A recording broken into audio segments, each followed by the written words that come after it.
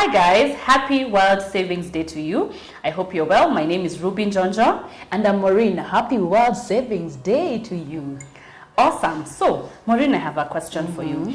Today, if you came across, or if you received a huge amount of money as a gift from somebody, what would you do with the money? Are we talking about $18,000? Yes, or $20,000, $100,000. I mean, a really large amount of money. Should I think fast or what? Anyway. Well, the first thing I'll do is put that money away in a fixed account. Okay. Because I'll need to find the right knowledge on how to manage that money. Because most of us, of course, when we get an opportunity to get such a huge amount of money, we go out spending without thinking. For me, I'll put it first in a fixed account and acquire knowledge. For example, probably sign up for a financial literacy course just to get to understand how people manage money.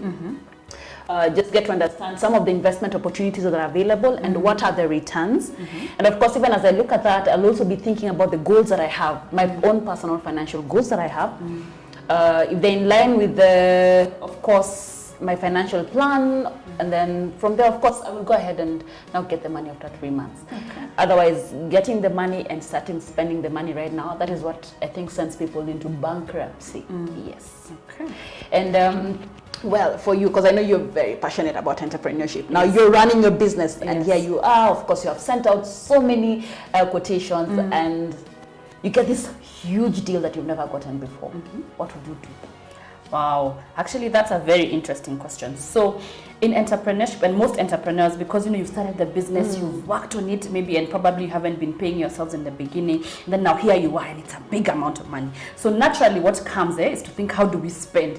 Initially the first thought that comes to you is, how do you spend? However, I would like to sit down and reflect, and I'd be like, okay, the truth is, if I've been working in this business, I would look at a certain amount, which is of course within reason, to pay myself, and probably if there are other people, to make sure that everybody has been paid. But also what I would want to do, and it's something that I desire for entrepreneurs to be able to do, is invest the money. So I would sit down and look for, if I have a business partner, let's sit down, let's look at what are some of the investments that we can put in as a business, so that the money can be put in somewhere where it will be making money for us. So instead of us going quickly into what do we spend and paying things here and there and buying new equipment and this and that, I would look at having an opportunity to split that money, to be able to invest some of it somewhere where it will be used to make money for us, even as we are continuing to run the business. So that would definitely be an amazing thing for me to do as an entrepreneur, because I mean, the reason we are in business, over and above, offering solutions, is to make money. I like that. I like the fact that you talked about saving. Yes. And one of the things that we talk about, especially when it comes to financial wellness and wealth creation and literacy, we talk about paying yourself first, and that is what we call saving. So this might be anything to do with investing or putting aside money for an emergency fund, just to cushion you when like when COVID happened. Nobody was planning for COVID, and most people were caught off guard because we didn't know how we were gonna eat. We didn't know, of course, people are talking about hoarding because that's what was happening back in the States and other countries, of course, overseas. And just that brings me back home and thinking about couples. What are some of the challenges that couples face when it comes to managing or saving their finances? Hey, Maureen, that's a good one.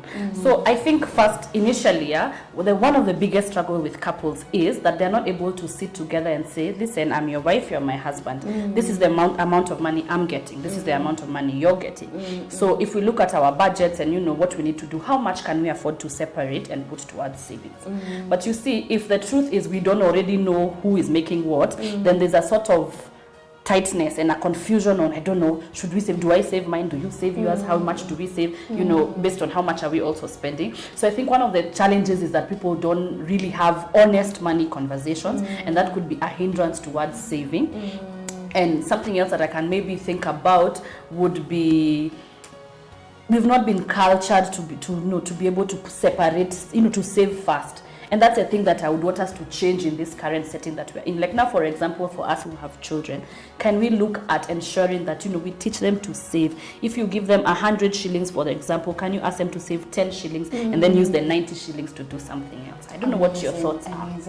I love the fact that you're talking about transparency. The other thing that I would add is having goals as a team. Exactly. Please work as a team, have a goal. If you got some money somewhere, just think about savings and save with a goal. Save with a goal. And that's it for me, Ruby. So guys, thank you so much for watching. Once again, happy Wealth Savings Day from myself, Ruby, and Maureen here. Bye. Bye.